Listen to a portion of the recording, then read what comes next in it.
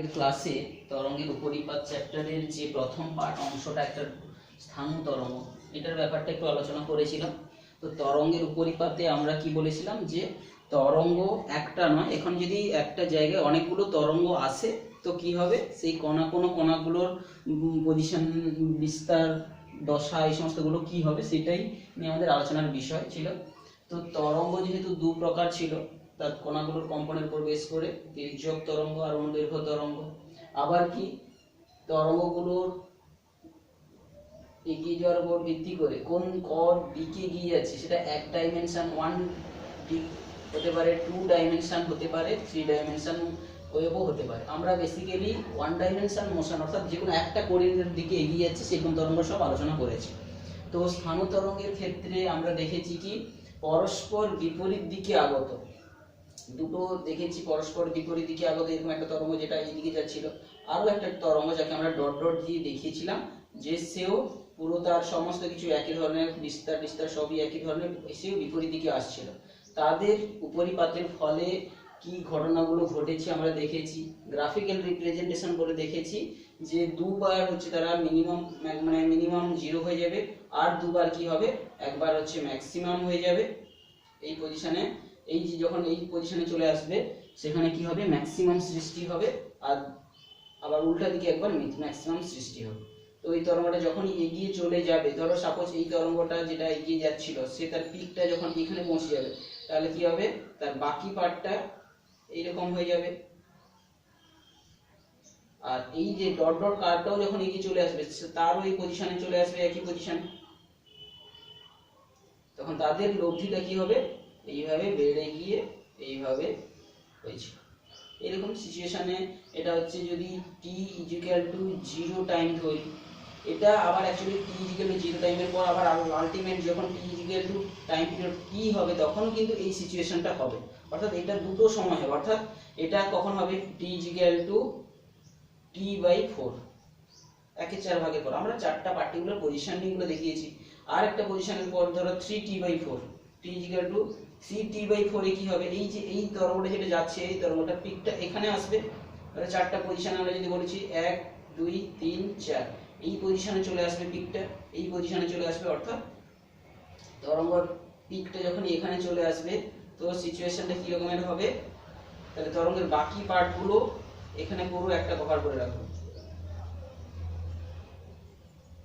এইরকম যখন তরঙ্গটা আসবে তাহলে তরঙ্গের এই যে পিছনে তরঙ্গ মানে শুধু এই ছোট্ট অংশটা না, আমরা দেখিয়েছি ছোট্ট অংশটা, কিন্তু তার পেছনেও বিস্তার রয়েছে, পুরো একই ধরনের ভাবে রয়েছে। তো আমরা যদি বাকি অংশটাকে নিয়ে চলে আসি তাহলে এটা এখানে চলে আসবে, আবার কি হবে, এই পার্টটাও কিন্তু এখানে চলে আসবে।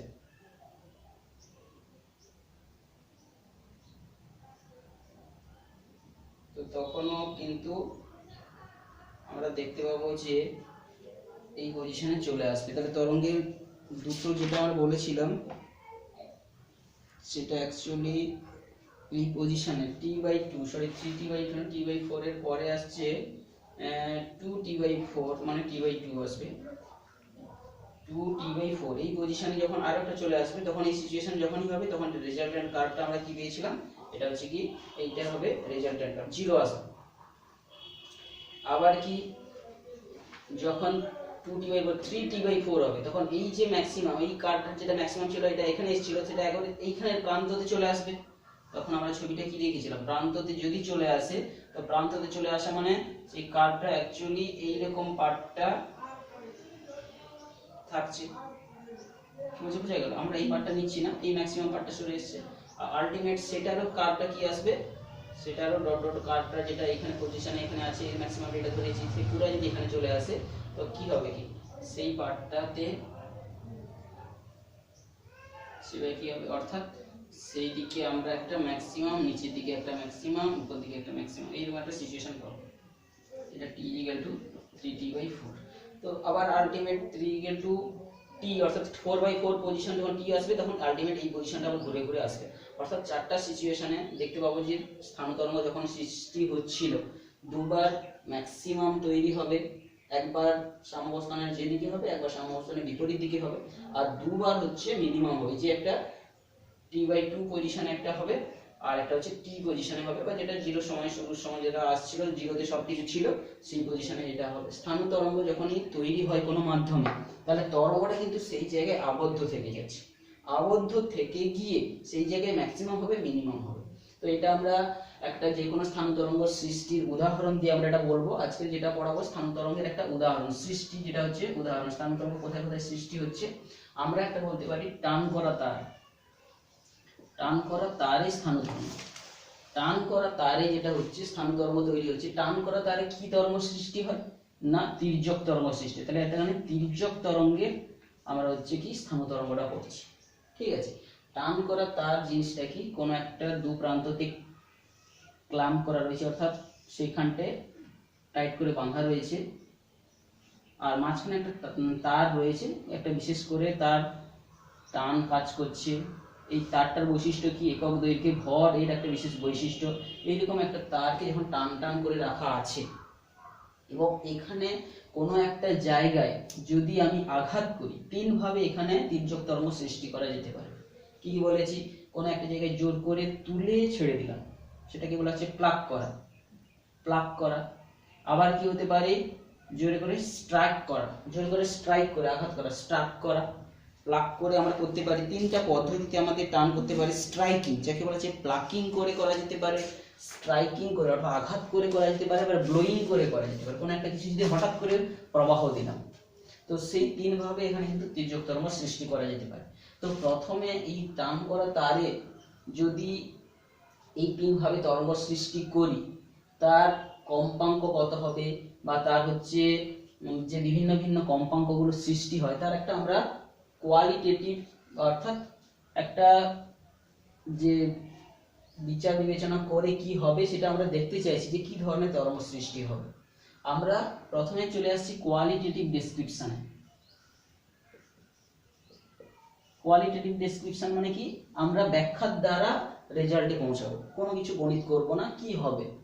তো আমরা তারটার একটা যদি প্রথম সিচুয়েশন আমি বলছি, তারটার প্রথমে ধরে মাঝখানে, একেবারে মাঝখানে ধরে, দু প্রান্তে তো ক্লাম্প হয়েই আছে, আমরা যদি মাঝখানে কোনো একটা পজিশনে ধরে উপরের দিকে তুলে ছেড়ে দিই, তাহলে কি হবে, তারটার সিচুয়েশন কি হবে, এরকম বরাবর কাঁপতে শুরু করবে। যেইখানটায় তুলেছিলাম সেইটা সুস্পন্দ বিন্দু, সেইখানটা বিন্দুটা সবচেয়ে ম্যাক্সিমাম জোরে কাঁপতে থাকবে, সেইটা সবচেয়ে ম্যাক্সিমাম বিস্তারে কাঁপতে থাকবে, তো সেইটাকে বলা হচ্ছে সুস্পন্দ বিন্দু। তাহলে টান করা তারে আমরা কোয়ালিটেটিভ ডেসক্রিপশন, প্রথমে আমরা যদি শুরু করি মাঝখানে মধ্য কোনো বিন্দুতে যদি আমরা যে তুলে মানে প্লাগ করি, ঠিক আছে, তিন ভাবে আমরা টান করা তারে তির্যক তরঙ্গ সৃষ্টি করতে পারি। একটা বলছি প্লাকিং, আরেকভাবে কি হতে পারে স্ট্রাইকিং, আরেকভাবে কি হতে পারে ব্লোয়িং। এই তিন ভাবে আমরা শুরু করতে পারি যে কোনো এক পদ্ধতিতে। ধরো প্লাগ করেছি, প্লাগ মানে কি তুলে ছেড়ে দেবো, প্লাগ করেছি, তাহলে এখানে তরঙ্গ সৃষ্টি হয়েছে। তরঙ্গ সৃষ্টি হয়েছে মানে কি, এইদিকে যেটা তরঙ্গটা এগিয়ে চলে যাবে, এই কোণাটার কম্পন থেকে শুরু হয়ে তরঙ্গ একটা চলে যাবে, আর এইদিকে উল্টা দিকে একটা তরঙ্গ আসবে। তো আমরা তার ম্যাথমেটিক্সে পরে যাব। তো কি হবে, মধ্যে যদি সৃষ্টি করি, এটা দেখতে পাবো এইরকম সিচুয়েশন একটা কাঁপতে শুরু করছে, তাহলে এটা একটা তরঙ্গের অর্ধেক অংশটা একদিকটা হচ্ছে, এই দিকটা বাকি পার্টটা নেই। তাহলে বলতে পারি কি, এই যে এটা আছে λ/2। ধরো এই সাপোজ এই তারটার দৈর্ঘ্য কত, x = 0 এবং এখানটা হচ্ছে x = l। তাহলে তারটার দৈর্ঘ্য ছিল l, তাহলে l দৈর্ঘ্যে, তাহলে এখানে মধ্যবিন্দুতে যখনই প্লাগ করছি, এই তারটাতে তরঙ্গ দৈর্ঘ্য সৃষ্টি হচ্ছে কত, l/2 সমান l, l/2 যেটা তৈরি হচ্ছে সেইটাই সমান l, বা এখানে আমি যদি বলি তরঙ্গ দৈর্ঘ্য λ সমান কত 2l, তাহলে তারের দৈর্ঘ্যের দ্বিগুণ যে তরঙ্গ দৈর্ঘ্য এখানে সৃষ্টি হয়। এখন আমরা টান করা তারে যে তার গতিবেগের রাশিমালা আমাদের জানা আছে, টান করা তারে গতিবেগের রাশিমালাটা কত বলতো, টান করা তারে গতিবেগের রাশিমালা v সমান √t/m, v সমান √t/m। তাহলে এই টান করা তারের তরঙ্গ দৈর্ঘ্য পেয়ে গেছি, গতিবেগটা আমাদের জানা, যে তার টান আর একক দৈর্ঘ্য ভর আমাদের জানা থাকলে তার গতিবেগের রাশিমালা আমাদের জানা, ঠিক আছে। তাহলে এখন তার তরঙ্গ দৈর্ঘ্য জানি, গতিবেগ জানি, তাহলে কম্পাঙ্কটা কত হবে, কম্পাঙ্ককে আমরা সাধারণত ফ্রিকোয়েন্সি f না লিখে এখানে n লিখছি, ঠিক আছে। কম্পাঙ্ক n সমান কি হবে, কম্পাঙ্ক n সমান জানি v/λ, অর্থাৎ vটা যেটা মানটা বলছি t/m টা আমি যদি রাখি, আর ল্যামডার মানটা কত হচ্ছে 1/2, 2m 1/2l এইটাই হচ্ছে সবচেয়ে কম কম্পাঙ্কের তরঙ্গ যেটা এখানে সৃষ্টি হবে। কত মান তার না 1/2l √m, এটাকে n1 নাম দিচ্ছি, অর্থাৎ সবচেয়ে কম কম্পাঙ্কের তরঙ্গ টান করা তারে যেটা সৃষ্টি হবে 1/2l √T/m। এবারে যদি আমি মধ্যবিন্দুতে প্লাগ না করি, এবারে কি করছি, এবারে সিচুয়েশনটা একটু আলাদা। সেই একই তারের আমি কি করেছি x = 0 x = l, আমি কি করেছি মাঝখানে হাত দিয়ে রেখেছি, এখানে কি করে রেখেছি টাচ করে রেখেছি, এইখানটাই তুলে ছেড়ে দিয়েছি। কি বলছি বুঝে গেল, মাঝখানটা। অর্থাৎ 2 নম্বর সিচুয়েশনে আমরা কি করছি না মধ্যবিন্দুতে স্পর্শ করে রেখেছি। স্পর্শ করে রাখা মানে কি সেখানে কাঁপবে না, টাচ করে রেখে দিয়েছি মানে সেখানকার কণাটা স্থির করে দিয়েছি।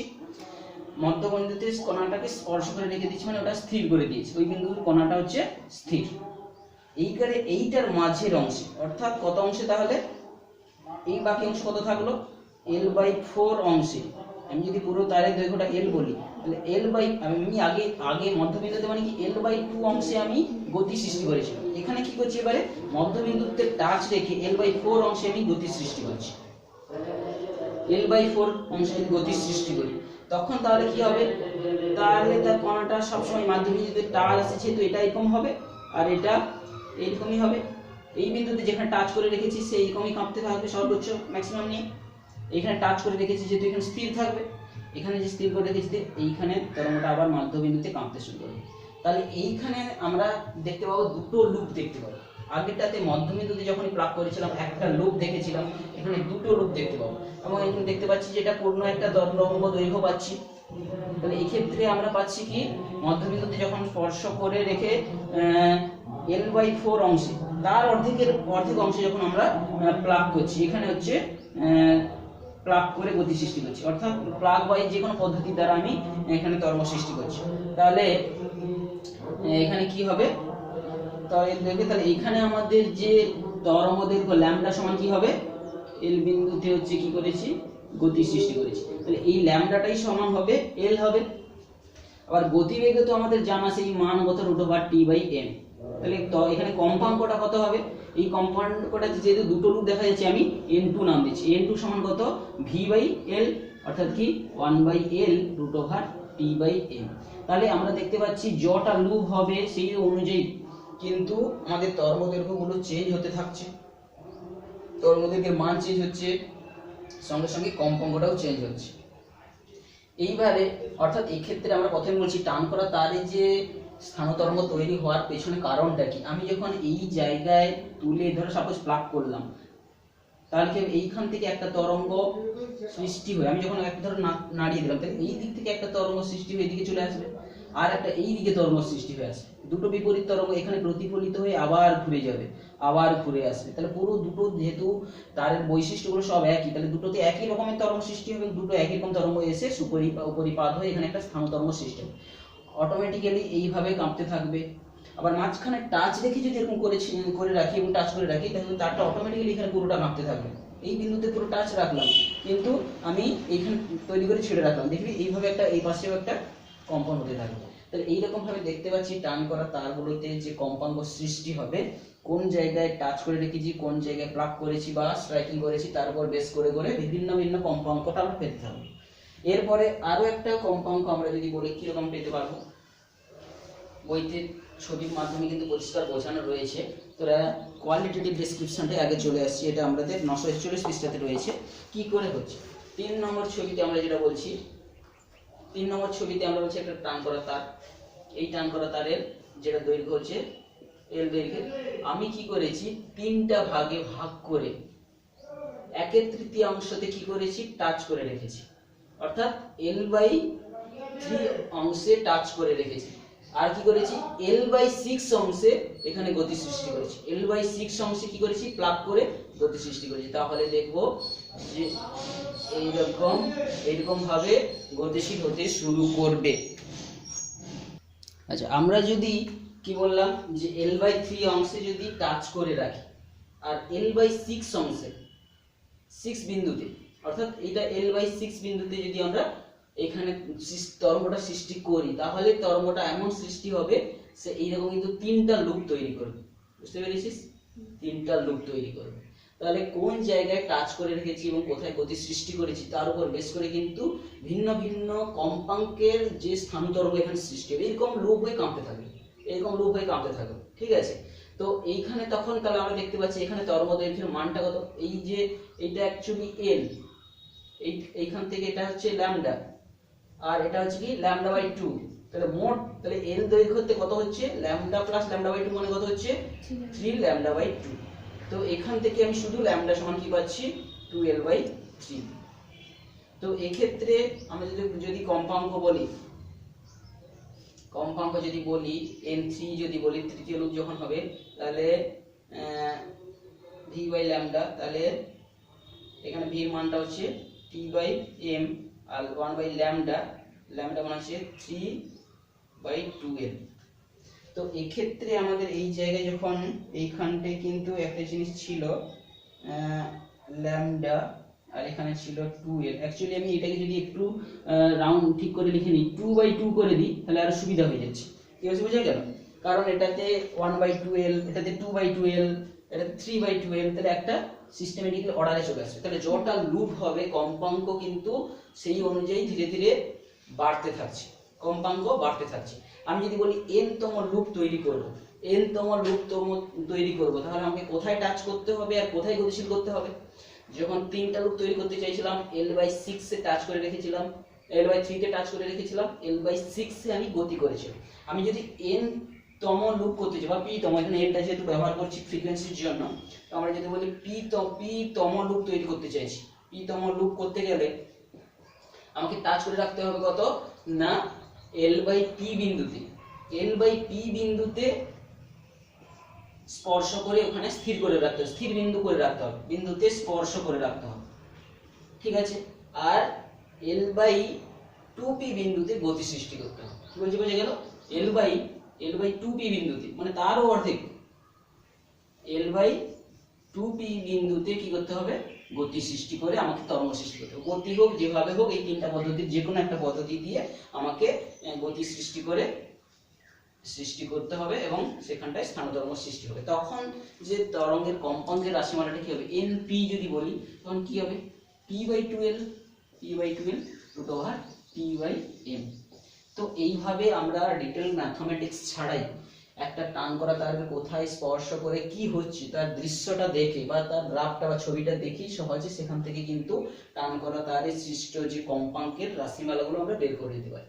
তাহলে এটা গেল হচ্ছে টান করা তারে তির্যক তরঙ্গের যে টান করা তারে সৃষ্ট তির্যক তরঙ্গের মধ্যে দুটো বিপরীত তির্যক তরঙ্গের দ্বারা সৃষ্ট স্থান তরঙ্গ এবং সেই তরঙ্গের হচ্ছে বিভিন্ন প্রকার কম্পাঙ্ক। তো আমরা দেখতে পাচ্ছি যে কম্পাঙ্ক যেটা সবচেয়ে কম কম্পাঙ্ক হয় কোন একটা টান করা তারে, যেখানে এখানে সব ধরনের কম্পাঙ্ক উৎপন্ন হতে থাকবে। সব ধরনের কম্পাঙ্ক মানে কম্পাঙ্ক সমস্ত ধরনের হতে থাকবে, আমরা যেরকম পজিশনে টাচ করে করে রাখবো সেই অনুযায়ী হতে থাকবে। ঠিক আছে? কম্পাঙ্ক এখানটায় যে সব ধরনের তো কম্পাঙ্ক পেতে থাকবে এবং কম্পাঙ্কগুলো কিন্তু দেখতে পাচ্ছি যেটা সবচেয়ে কম সেটাকে মূল সুর বলা হচ্ছে। মূল সুরের কম্পাঙ্কর মান কত 1/12 root over t by m। এবং তার থেকে বেশিগুলো কি বলা হয় কি উপসুর, উপসুরগুলোর কম্পাঙ্ক হচ্ছে এত, এবং যেগুলো তার প্রায় দ্বিগুণ গুণিতক আকারে থাকবে এগুলো সবই তার সমমেলেই পড়ে যাচ্ছে। কি বুঝতে পেরে গেল? এটা হচ্ছে টান করা তারে তির্যক তরঙ্গ দ্বারা সৃষ্ট হওয়া যে স্থান তরঙ্গ। এরপরে চলে আসছি, এটা তো সিম্পলি কোয়ালিটেটিভলি আমরা ডেসক্রিপশন করলাম। এবার ম্যাথমেটিক্যালি অর্থাৎ কোয়ান্টিটেটিভলি অর্থাৎ রিগোরাস ম্যাথমেটিক্স দ্বারা আমরা টান করা তারে তির্যক তরঙ্গের যে এইরকম গতি যে রাশিমালাগুলো তার সঙ্গে ম্যাচ মিলে যাবে সেটা আমরা দেখব। অর্থাৎ এরপরে যেটা আমরা পড়ব যে কোয়ান্টিটেটিভলি, যেটাকে বলা হচ্ছে কি স্থান তরঙ্গের উৎপত্তি দিয়ে যেটা দেওয়া রয়েছে। কোয়ালিটেটিভলি কিন্তু জানলাম, আমরা কোয়ান্টিটেটিভলি অর্থাৎ ম্যাথমেটিক্স দ্বারা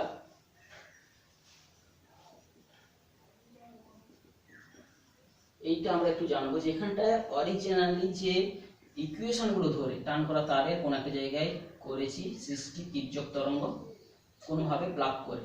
কোনোভাবে প্লাগ করে এখানে পর্যন্ত টেনে ছেড়ে দিয়েছি, তাহলে কি হবে, এখানে সৃষ্টি হতে থাকবে যে কোনো একটা দিকে যে তরঙ্গটা এগোচ্ছে তার গতিবেগের যে সেটাকে আমি নাম দিচ্ছি y1, আর একটা যেটা বিপরীত দিকে যাচ্ছে এটাকে নাম দিচ্ছি তরঙ্গ y2। কি বুঝতে গেল? এখানে তরঙ্গের ইকুয়েশনটাকে আমরা লেখার চেষ্টা করব, যেটা এটা পজিটিভ x অক্ষ যদি বলি, এটা x সমান 0 বিন্দু, x সমান l বিন্দু, তাহলে যেটা পজিটিভ x অক্ষ থেকে বোঝা যাচ্ছে তার আমি রাশি মানটা যদি লিখি, তাহলে suppose a sin omega t minus kx, positive x অক্ষ বরাবর যাচ্ছে, মাইনাস সাইন থাকবে, বইতে তো দেওয়া রয়েছে, পরিষ্কার করে এটা দেখে নে, y1 সমান এই ইকুয়েশন, যেটা এবারে কি হচ্ছে কি উৎপন্ন হওয়ার পর এই যে কম্পাঙ্কের মানটা কি হবে, এই যে টান এখানকার একক দৈর্ঘ্য ভরের উপর নির্ভর করে এই ওমেগাটা হবে কম্পাঙ্কের মানটা। আর কি আর একটা যে তরঙ্গ বিপরীত দিকে যাবে সেটা এখন যেটা উৎপন্ন হচ্ছে সেটা তো মনে করছি যেটা প্রতিফলিত হয়ে ঘুরে আসবে, দৃঢ় প্রতিফলকে প্রতিফলিত হয়ে যেটা ঘুরে আসবে। তো আমরা যে কোনো একটা তরঙ্গ এই দিক থেকে যাচ্ছে, তো এইটাকে এখানে আমরা দুদিকে বইতে যেটা করেছে একটু আলাদাভাবে আমরা যদি করি, টুতে যেটা হচ্ছে সেটা বিপরীত দিকে আসবে a sin omega t plus kx। আমরা এখানটায় বইতে যেটা হচ্ছে দশাটাকে ধরে নিচ্ছি, অর্থাৎ একটা তরঙ্গ সৃষ্টি হয়ে যেটা যাচ্ছে মাঝে আমরা এটাকে তৈরি করছি না, কোনো একটা ধরো সাইডে করেছি, কোনো একটা সাইডে তরঙ্গকে সৃষ্টি করেছি, আমরা মাঝে করলে সেখান থেকে আমরা সরাসরি দুটো পেয়ে যাচ্ছি। আমরা যদি কোনো একটা প্রান্ততে করতাম তরঙ্গ সৃষ্টি করতাম তখন কিটা হতো সেটা বইতে সেভাবে ডিজাইন করেছে ম্যাথমেটিক্সটা, y1 তখন আমরা পেতাম y1 সমান simply a sin omega t minus kx, এটা ধর একেবারে শুরু প্রান্ত থেকে শুরু হয়ে এদিকে যাচ্ছে, গিয়ে এই প্রান্ততে প্রতিফলিত হয়ে যখন ঘুরে আসবে সেটা y2 কি হবে, সেখানটা একটা ধরো এখানে প্রতিফলিত হওয়ার সময় একটা তার দশা পার্থক্য ঘটবে, তখন কি হবে a sin omega t plus kx plus delta. আমরা এই ছবির জন্য এটা করেছি, আর এই ছবির জন্য যেটা বলছি কোন একটা সেটা আলাদা ছবি উপর বেস করে করেছি, কোন এক সাইডে তরঙ্গ সৃষ্টি করেছি, সেই তরঙ্গটা এগিয়ে এসে এইদিকে যাওয়ার পরে ঘুরে যাচ্ছে, কি বুঝে গেল? এই তরঙ্গটা কোন একটা প্রান্ত থেকে তৈরি করেছি যেটা এসে ঘুরে গিয়ে আবার গিয়ে এদিকে আসছে, তখন এইখানে যে দশা পার্থক্য হচ্ছে এই বিন্দুতে বেঁধে থাকা এই যে মানে এখানে যে ভালো করে টাইট করে বাঁধা রয়েছে তারটাকে, সেখানে যে একটা দশা পার্থক্য হচ্ছে সেটাকে বলছি ডেল্টা। তো এই দুটোর পরস্পরের পরিপাত দ্বারা আমাদের স্থান তরঙ্গ সৃষ্টি হবে, বুঝতে পারলে? আর আমরা সিম্পলি যদি দেখাবো যে দশা পার্থক্যটা এইখানে ঘুরে যাওয়ার জন্য মাইনাস পাই হয়, দশা পার্থক্যটা এখানে টাইটলি বাঁধা থাকলে এই ডেল্টার মানটা আমরা দেখাবো যে পাই হয় দশা পার্থক্য, এই গণিত ম্যাথমেটিক্সটা আমাদের এখানে করা রয়েছে। তো সিম্পলি কি হচ্ছে, তো আমরা এটা নিয়ে বইয়ের মতো করে যদি করি, এই দুটো তরঙ্গ আসছে, এটা সুপরিপাত হচ্ছে, তাহলে উপরিপাত মানে কি, রেজাল্টেন্ট এটা কি হবে y1 প্লাস y2, উপরিপাত পরস্পর উপরিপাত হলে কি হবে, এদের দুজনের মধ্যে যোগ হবে, যোগ হলে কি হবে কি a আমরা কমন নিয়ে নিলে দুটো টার্ম পড়ে থাকছে sin a R sin b, sin a sin b এর সূত্র কি, sin a plus sin b সূত্র 2 sin a plus b by 2, a plus b by 2, তাহলে এটা ওমেগা টি থাকবে, কে টা কেটে যাবে, ডেল্টা থাকবে, তাহলে ওমেগা টি আর হচ্ছে ডেল্টা বাই 2 এটা থাকবে, sin a plus b by 2 into cos a minus b by 2, ধরো সাপোজ এইটা a মাইনাস করবে যখন এইটা হয়ে যাবে মাইনাস কেটে চলে যাবে, এটা থাকবে আর এটা, তাহলে কি থাকছে minus kx minus delta by 2, তাই তো দুটোই মাইনাস, এটা থাকবে মাইনাস, এটা মাইনাস হয়ে যাবে, এটা মাইনাস হবে, এবার মাইনাস যদি কমন নিয়ে নি, minus cos of minus theta সমান কি cos থিটা, তাহলে দুটোই প্লাস হয়ে যাবে, তাহলে হয়ে যাচ্ছে কত a ধরো 2a sin omega t plus delta by 2 into cos kx plus delta by 2, কারণ হচ্ছে দুটোই হচ্ছে positive quantity, cos of minus theta সমান এখানে পাশে লিখে রাখতে পারি cos of minus theta equal to cos theta. এই ইকুয়েশনটাকে নিয়ে তাহলে আমরা যে রেজাল্টের ইকুয়েশনটা পেলাম এইটা, ঠিক আছে? তো এই ক্ষেত্রে কোনো একটা পার্টে দুটো নেই, আমরা চলতরঙ্গের সমীকরণে যেখানে দুটো পাচ্ছিলাম ওমেগা টি কে এক্স দুটো পাচ্ছিলাম, তাহলে চলতরঙ্গের সমীকরণে কখনোই ওমেগা টি আর এক্স থাকবে না একসঙ্গে, আলাদা আলাদা হয়ে গেছে, বুঝতে পারছিস? তাহলে এটা স্থান তরঙ্গকে রিপ্রেজেন্ট করছে, তাহলে টি পার্টটাকে যদি সরিয়ে নিই বাকি পার্টটা হচ্ছে কিন্তু টু এ, এই যে টি পার্টটাকে সরিয়ে নিলাম, এক্স পার্টটাকে নিয়ে আসলাম, cos k x plus delta by two. এইটা হচ্ছে বিস্তার আকারে আমরা আলাদা নাম দিতে পারি, বা এটাকে আলাদা এ ড্যাশ বলবো, আর এটা হচ্ছে তার সঙ্গে থাকছে এই sine omega t plus delta by two. বোঝা গেছে? তাহলে এই পুরো পার্টটাকে আমি নাম দিতে পারি এ ড্যাশ। তাহলে হচ্ছে কত, A dash sine omega t plus delta by two. এটা আমাদের দরকার নেই তবু বলছি। তাহলে দেখতে পাচ্ছিস এটা পুরো বিস্তারটা ভিন্ন ভিন্ন জায়গায়, ভিন্ন ভিন্ন পজিশন, ভিন্ন ভিন্ন এক্স থেকে শুরু করে এল পর্যন্ত ভিন্ন ভিন্ন পজিশনে এই বিস্তারের মানটা আলাদা আলাদা, আর তার সঙ্গে সঙ্গে বাকি পার্টটা সিম্পল হারমোনিক মোশন করবে। তাহলে ভিন্ন ভিন্ন পার্টে বিস্তারের মানটা ভিন্ন রকম, কিন্তু সেই বিস্তার নিয়ে সেখানে কণাটা সরল দৈর্ঘ্য হচ্ছে, অন্য জায়গায় বিস্তারটা অন্যরকম, সেইখানে সেই সরল দৈর্ঘ্য করছে। বোঝা গেছে? এটা হচ্ছে স্থান তরঙ্গের রাশিমালা।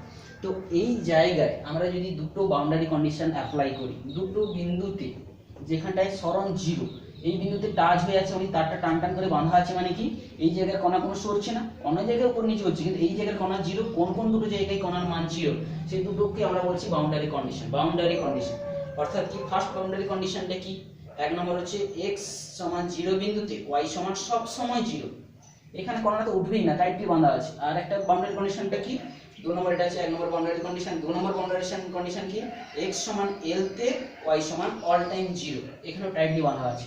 এই দুটো বাউন্ডারি কন্ডিশন আমরা এবারে অ্যাপ্লাই করব, করলে আমরা কি হয়ে দেখব। প্রথমে চলে আসছি ফার্স্ট বাউন্ডারি কন্ডিশনটা এই সমীকরণের উপরে পুট করছি, এটাকে আমরা 3 নম্বর সমীকরণ বলেছি। এই 3 নম্বর সমীকরণের উপর ফার্স্ট বাউন্ডারি কন্ডিশনটাকে যদি অ্যাপ্লাই করি, অর্থাৎ y সমান 0 x সমান 0, এই মানটা যদি পুট করি 3 নম্বর সমীকরণে, অর্থাৎ কি পাবো, 0 সমান 0 ইকুয়াল টু 2a এক্সট্রা 0, তাহলে কি পাবো, cos delta by 2, cos delta by 2, আর সাইনটা অল টাইম, তাহলে সাইন কি পাবো, sine omega t plus delta by 2। এখন ওমেগা টি এই পার্টটা জিরো হওয়া সম্ভব নয়, কারণ কি এইটা সরল দৈর্ঘ্যকে রিপ্রেজেন্ট করছে, কণাটার সরণকে টাইমের সাপেক্ষে ওটা কাঁপছে, বিভিন্ন টাইম তো কখনো জিরো হতে পারছে না, আর একটা দশা তো থাকছে পার্থক্য, তাহলে এই পার্টটা কখনো জিরো হওয়া সম্ভব নয়। যদি এই সমীকরণটা এই প্রথম বা ফার্স্ট বাউন্ডারি কন্ডিশনকে অ্যাপ্লাই মানে মানতে হয়, মেনে চলবে, যদি এই টার্মটা জিরো হয়, কারণ এই বিস্তারও জিরো হওয়া সম্ভব নয়, এই সাইন পার্টটাও জিরো হওয়া সম্ভব নয়, কারণ এই পার্টটা হচ্ছে সরল দৈর্ঘ্যকে রিপ্রেজেন্ট করছে, কণাগুলো কম্পনকে সময় সাপেক্ষে বোঝাচ্ছে, তো এটা জিরো হওয়া সম্ভব নয়। তাহলে একমাত্র জিরো হতে পারে কি, এই পার্টটা cos ডেল্টা বাই 2 পার্টটা জিরো হতে পারে, cos ডেল্টা বাই 2 এই পার্টটাই জিরো হতে পারে। এবং এই পার্ট কখন জিরো হবে না, cos পাই বাই 2 তে একমাত্র এই মানটা জিরো হয়। অতএব আমি দেখাতে পারি ডেল্টা সমান পাই, ডেল্টা বাই 2 সমান cos পাই বাই 2, মানে ডেল্টা সমান পাই, অর্থাৎ দশা পার্থক্য সব সময় ঘটবে পাই। যদি টাইট করে বাঁধা থাকে কোনো একটা টান করা তার, তাহলে কোনো এক সাইড থেকে তরঙ্গ উৎপন্ন হয়ে গিয়ে অপর সাইডে যখনই প্রতিফলিত হয়ে ঘুরে যাবে, দশা পার্থক্য তখনই কত হয়, মাইনাস পাই দশা পার্থক্য হয়। মাইনাস পাই দশা পার্থক্য হওয়া মানে কি, cos পাই প্লাস ধরো সাইন বা cos যাই নিয়ে থাকে না, ওটা নেগেটিভ সাইন একটা আসবে, সামনে একটা নেগেটিভ সাইন আসবে, ঠিক আছে। তাহলে আর কিছু আসবে না, শুধু একটা জাস্ট সাইনের চেঞ্জ আসবে, cos ডেল্টা। তাহলে আমরা দেখাতে পাচ্ছি যে যে কোনো একটা টাইট করার তারে বাঁধা থাকলে দশা পার্থক্য পাই আসছে। সে যাই হোক, আমরা ফার্স্ট দশা মানে বাউন্ডারি কন্ডিশনটা নিয়ে আমরা এই পার্টটা পেয়ে গেলাম।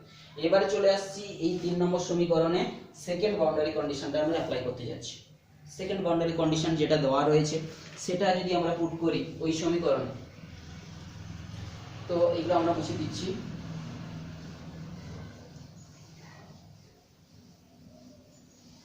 সেকেন্ড বাউন্ডারি কন্ডিশনটা যদি আমরা অ্যাপ্লাই করি, কি আছে, y সমান 0, y সমান 0, x x না, ঠিকই ছিল, x সমান l তে y সমান 0, ঠিকই ছিল, আর y ভেবেছি, তাহলে x সমান l তে y সমান 0। তাহলে এই সমীকরণে 3 নম্বর সমীকরণে এই মানটা পুট করলে y সমান 0 সমান 2a cos k into x এর জায়গায় বসাবো l, kl plus delta by 2, আর sine omega t plus delta by 2। তো এইটা, এই যে পার্টটা আমরা পাচ্ছি, এই পার্টটাকে নিয়ে আমাদের আমাদের এই ফার্স্ট বাউন্ডারি কন্ডিশন থেকে যে মানটা পেয়েছিলাম ডেল্টা, সেই মানটা কিন্তু আমাদের পুট করে রাখতে হবে। যদি ডেল্টার মানটাকে আমরা বসিয়ে দিই তো এই জায়গাতে আমরা পেয়ে যাচ্ছি হচ্ছে কি π/2, আর এখানেও π/2। তো এইটাকে আগে সলভ করে রাখলে সুবিধা হতো। যেমন cos π/2 প্লাস থিটা, এটা দ্বিতীয় পদে চলে গেছে, দ্বিতীয় পদে সাইন পজিটিভ, তাহলে কি হচ্ছে cos হয়ে যাবে। এটাকে আমি করে রাখলে কি হবে কি 2a, cos π/2 প্লাস থিটা, তৃতীয় পদে cos নেগেটিভ, cos চেঞ্জ হয়ে যাবে, cos π/2 তে ওটা মানে মাইনাস sin kl, এটা মাইনাস থাকবে একটা, আর এটা sin ওমেগা t প্লাস π/2, তাহলে দ্বিতীয় পদে চলে গেছে, দ্বিতীয় পদে চলে গেলে সাইন পজিটিভ, তাহলে কি হবে কি cos ওমেগা t, এই মানটা থাকছে। ঠিক আছে, 0 সমান 2a minus sin kl cos omega t। তো এই সমীকরণে আমরা দেখতে পাচ্ছি এই টার্মটা 0 হওয়া সম্ভব নয়, 2l এগুলো 0 হওয়া সম্ভব নয়, তাহলে sin kl এই পার্টটাকে 0 হওয়া সম্ভব। কি বলছে, বোঝা গেল?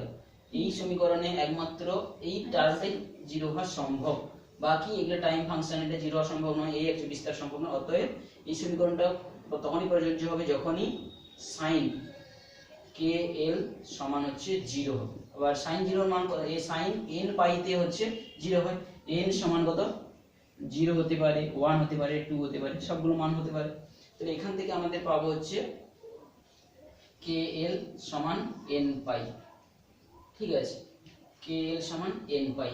তো এই ক্ষেত্রে n পাই আকারে লিখেছে না কিসের আকারে লিখেছে, p পাই আকারে লিখেছে। n টা যেহেতু ফ্রিকোয়েন্সি আকারে আমাদের বারবার আসবে, তো এখানতে আমাকে n পাই না লিখে আলাদা কোনো একটা ভ্যারিয়েবল p ইউজ করেছে, তো p সমান হচ্ছে 0। তাহলে এই ক্ষেত্রে থেকে আমি p এর মানটা দরকার, p সমান কত, p সমান দেখতে পাচ্ছি kl/পাই, p এর মানটা আমরা পাচ্ছি। এবার সাপোজ k এর মানটা আমাদের যেহেতু তরঙ্গদৈর্ঘ্য দরকার, তো তরঙ্গদৈর্ঘ্যের আকারে মানে k এর মধ্যে তরঙ্গদৈর্ঘ্য রয়েছে, k মানে কি 2π/λটাই রয়েছে, কিন্তু l সমান ধরো p পাই, এই পাই ধরো কেটে দিচ্ছি, আমাদের দরকার তরঙ্গদৈর্ঘ্য। ঠিক আছে, তাহলে আমরা তরঙ্গদৈর্ঘ্য পাচ্ছি কত 2l/λ সমান p, বা হচ্ছে ধরো ল্যামডা সমান পাচ্ছি ধরো 2l/p, এরকম আকারে পেয়ে যাচ্ছি। তো এইখানে আমরা ভিন্ন ভিন্ন মান ল্যামডা সমান কি পাচ্ছি 2l/p, বুঝতে পেরেছিস? তাহলে তরঙ্গদৈর্ঘ্যের একটা রাশিমালা পেয়ে যাচ্ছি। আর তরঙ্গদৈর্ঘ্যের রাশিমালা পেয়ে গেছি, যেখানে p টা হচ্ছে ভ্যারিয়েবল, p এর মানটা কত কত হতে পারে, 0 হতে পারে, 1 হতে পারে, 2 হতে পারে। তাহলে এই তরঙ্গদৈর্ঘ্য আর টান করা তারের গতিবেগের রাশিমালা আমাদের জানা, v সমান √p/m, এটা আমাদের জানা। তাহলে গতিবেগ জানা আর তরঙ্গদৈর্ঘ্য যেটা আমরা বের করলাম সেটা কত 2l/p। এই দুটো থেকে আমরা কম্পাঙ্কগুলো কি পাবো, কম্পাঙ্ক সমান v/λ, v মানে কত, তাহলে 2l/p v/λ, ল্যামডাটা উল্টে যাবে, তাহলে p/2l হবে। ঠিক আছে, ল্যামডাটা নিচে বসলে কি হবে p/2l হয়ে যাবে, আর এটা থাকবে p/m। তাহলে এটা হচ্ছে কম্পাঙ্কের আমরা কোয়ান্টিটেটিভলি অর্থাৎ ম্যাথমেটিক্স করে তার কম্পাঙ্ক কত কত হবে, দুটো তরঙ্গ সৃষ্টি হয়ে যাচ্ছে, তাদের কম্পাঙ্ক কত হতে পারে। আমরা যেখানটায় সেই যে কোয়ালিটেটিভ ছবির দ্বারা বুঝতে পেরেছিলাম যে p-তম লুপ তৈরি করতে গেলে কোথায় টাচ করে রাখতে হবে, কোথায় তাকে আঘাত করে তাকে তরঙ্গটা সৃষ্টি করতে হবে, এখানেও আমরা পেয়ে গেলাম যে একটা সেরকম রাশিমালা p/2l। এই p এর মানটা 1 হলে, p এর মানটা 0 হলে তো তরঙ্গ কোনো থাকবেই না, p এর মান 0 হওয়া সম্ভব নয়। তাহলে p এর মান হতে পারে 1 2 3 করে শুরু হতে পারে, নেগেটিভ হওয়া সম্ভব নয়, কম্পাঙ্ক কখনো নেগেটিভ হতে পারে না। এখানে যদিও sin n পাই এর মান 0 +- 1 +- 2 সবই হতে পারে, কিন্তু এখানে 0টা হবে না আর নেগেটিভ মানগুলোও হবে না। তাহলে p এর মানগুলো শুধু হতে পারে কি 1 2 3 4। সবচেয়ে কম কম্পাঙ্ক কখনই হবে যখন p এর মানটা 1 হবে, তাহলে সেটাকে আমরা ফান্ডামেন্টাল ফ্রিকোয়েন্সি বা মূল সুর যেটাকে বলছি n1 সমান কি হচ্ছে 1/2l/p/m। তাহলে এটা হচ্ছে টান করা তারে সৃষ্ট হওয়া স্থানু তরঙ্গের, এটা হচ্ছে ম্যাথমেটিক্যালি নির্ণয় করা হচ্ছে কম্পাঙ্কের রাশিমালা। এর আগে আমরা যেটা করেছিলাম টান করা তারে কোয়ালিটেটিভলি ছবির সাহায্যে কোথায় টাচ করে কি হয় সেখান থেকে তার রাশিমালা, দুটো মিলে যাচ্ছে। এইরকম ভাবে আমরা দেখতে পাচ্ছি টান করা তারে সব ধরনেরই কম্পাঙ্ক এখানে তৈরি হবে, কোনো কিছু বাদ যাবে না, যেখানে যেখানে টাচ করবো সেই অনুযায়ী কম্পাঙ্ক পরিবর্তিত হতে থাকে। বুঝা গেছে? তাহলে এই টান করা তারে সৃষ্ট হওয়া স্থানু তরঙ্গের কিন্তু বৈশিষ্ট্য, বিভিন্ন বাদ্যযন্ত্রে টান করা তারে কি করা হয়, টাচ করে রেখে আমাদের কম্পন করা হলো, সেটা স্থানু তরঙ্গ সৃষ্টি হলো। সেই স্থানু তরঙ্গের কম্পনের উপর বেস করে সামনের বায়ুস্তরকে কাঁপিয়ে কাঁপিয়ে একটা শব্দ তরঙ্গ সৃষ্টি হয়ে যাবে, সেই শব্দ তরঙ্গ আমরা কানে শুনছি। তাহলে টান করা তারের কম্পনটা এখানে ফিক্সড হয়ে আছে, স্থানু তরঙ্গ। আমাদের মুখের মধ্যেও যে ভোকাল কর্ড রয়েছে, ভোকাল কর্ডের মুখ থেকে গলার ভেতরে রয়েছে, সেখান থেকে মুখের মধ্যে বায়ুস্তরের একটা খোলা মুখে কম্পন সৃষ্টি করছে, বায়ুর মধ্যে কম্পন সৃষ্টি করছে, সেই স্থানু তরঙ্গ যেটা সৃষ্টি হচ্ছে, সেই স্থানু তরঙ্গের জন্য যে কম্পনটা শব্দ তরঙ্গের আকারে ছড়িয়ে যাচ্ছে। তো এটা গেল হচ্ছে টান করা তারে সৃষ্ট তরঙ্গের যে বিভিন্ন ভিন্ন কম্পাঙ্কগুলো। তো এইটা হচ্ছে, এরপরে আমরা শুরু করব যে এই টান করা তার নয়, তাহলে এটা গেল হচ্ছে তির্যক তরঙ্গের একটা সৃষ্ট স্থানু তরঙ্গ। এরপরের এক্সাম্পল যেটা আমরা করব সেটা হচ্ছে অনুদৈর্ঘ্য তরঙ্গ, যেখানে কণাগুলোর কম্পন হবে, যেখানে অনুদৈর্ঘ্য তরঙ্গ বলতে কি, কণাগুলোর কম্পন যেখানে হবে তরঙ্গের গতির সঙ্গে সমান্তরাল হবে, সেই রকম তরঙ্গের সৃষ্ট হওয়া স্থানু তরঙ্গের ব্যাপারে আমরা একটা আলোচনা করব। সেটা সাধারণত কোথায় হয়, আমরা জেনেছি যে শব্দ তরঙ্গ এক প্রকারের হচ্ছে। তাহলে 2 নম্বর উদাহরণ যেটা করবো হচ্ছে বায়ুস্তম্ভে যে শব্দ তরঙ্গের সৃষ্টি হয় বা সেখানে অনুদৈর্ঘ্য তরঙ্গ, সেখানে অনুদৈর্ঘ্য তরঙ্গের হচ্ছে স্থানু তরঙ্গ। বায়ুস্তম্ভের মধ্যে সৃষ্টি হওয়া শব্দ যখন যায় বায়ুস্তম্ভের মধ্যে দিয়ে, বায়ুস্তম্ভের কণাগুলোর কম্পন সমান্তরালে হয় গতির সঙ্গে, সেখানে যে অনুদৈর্ঘ্য তরঙ্গ হয় সেটা হয়। তো বায়ুস্তম্ভে একটা ছোট্ট ছবি সাহায্যে বোঝাবো, বায়ুস্তম্ভে যেখানে ধরো একটা বদ্ধ নলের মধ্যে আমি বায়ু ধরো কোনো জায়গায় শব্দ ঢুকে গেছে, তাহলে সে কাঁপতে যাচ্ছে, শব্দ তরঙ্গ কি যে কণাগুলো কি কাঁপাতে যাবে, এই কণাগুলোর কম্পন কি হবে, তার সাম্যাবস্থানের সাপেক্ষে এরকম পাশাপাশি হচ্ছে, ঠিক আছে, কিন্তু একেবারে দুই প্রান্তের কণাগুলো কিন্তু স্থির হয়ে থাকে। তাহলে মাঝে এবারে কি, যদি ফান্ডামেন্টাল ফ্রিকোয়েন্সিতে কাঁপে, তাহলে মাঝে একটা এমন কণা থাকবে সে কিন্তু কাঁপবে না। তাহলে কি হবে কি, আমি সেই যে কণাগুলোর বিস্তার, সবচেয়ে দূরের গুলো সবচেয়ে বেশি, তাহলে এইখানে কণাগুলোর বিস্তারটা যদি আমরা ছবি আঁকার বোঝানোর সুবিধার্থে, এইদিকে কাঁপছে যেটা সবচেয়ে বেশি এখানে কাঁপছে, তার থেকে এটা একটু কম কাঁপছে, কাঁপতে কম্পন জিরো। তাহলে এই যে বিস্তারটাকে আমি যদি তির্যক তরঙ্গের আকারে, যেখানে বিস্তার কত, এই জায়গাটার কণাটার বিস্তার কত, আমি যদি তির্যক তরঙ্গের আকারে ছবি আঁকি, তো সেখানে দেখবো যে এইখানে বিস্তারটা ম্যাক্সিমাম, এখানে বিস্তার জিরো, এখানে বিস্তার সবচেয়ে ম্যাক্সিমাম। বোঝা গেছে? আমরা বিস্তারের আকারে যদি আঁকি আর কণাগুলোর কম্পনের আকারে যদি দেখি, কোন একটা সিচুয়েশনে কণাগুলো এইখানে যেটা আছে, পরবর্তী ছবিতে টাইমের সাপেক্ষে যদি দেখি, কণাগুলো কি হবে, পাশাপাশি চলে আসছে আবার দূরে সরে যাচ্ছে। ছবিটা খেয়াল কর, মাঝে ধরো একটা স্থান তরঙ্গ সৃষ্টি হচ্ছে শব্দের মধ্যে, তাহলে কণাগুলো যেগুলো আছে বায়ুর মধ্যে সবগুলো কাছের দিকে এগিয়ে যাবে, আবার সাইডের দিকে চলে আসবে, কিন্তু শেষ দু প্রান্তের কণা কোনো সরণ হবে না, এবং মাঝেও এমন একটা কণা থাকবে পুরোপুরি মাঝে, তারও কোনো কিন্তু কম্পন হবে না। তাহলে সেইটা আমরা তির্যক তরঙ্গের ছবির আকারে যদি দেখি, তার সরণের আকারে এইরকম আমি একটা ছবি পাবো। তো সে যাই হোক, বায়ুস্তম্ভে সৃষ্ট হয় তির্যক তরঙ্গ। আমরা এখানে যেটা পড়বো কি, বায়ুস্তম্ভ, বায়ুকে তাহলে বদ্ধ করে রাখা যেতে পারে কি, একটা একমুখ খোলা নলের মধ্যে বায়ু থাকতে পারে, কিংবা দুমুখ খোলা একটা নলের মধ্যেও বায়ু থাকতে পারে। এই দুটো হচ্ছে বায়ু থাকতে পারে, সেই বায়ুস্তম্ভের মধ্যে আমি স্থানু তরঙ্গ সৃষ্টি করব। এটা আমরা নেক্সট ক্লাসে আলোচনা করবো হচ্ছে বায়ুস্তম্ভের মধ্যে